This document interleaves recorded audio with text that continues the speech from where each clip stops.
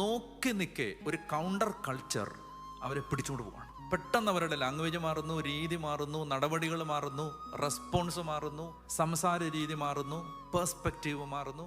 നമ്മൾ മനസ്സിലാക്കേണ്ടത് every culture has it's on territorial bondage, territorial spirit.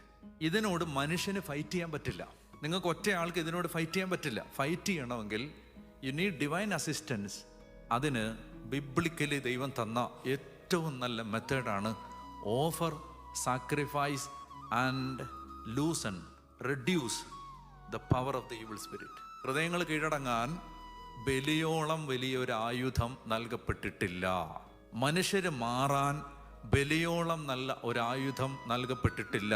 So there is territorial spirit. ഈ territorial സ്പിരിറ്റ്സിനെ counter ചെയ്യാനുള്ള വഴിയാണ് സാക്രിഫൈസ്.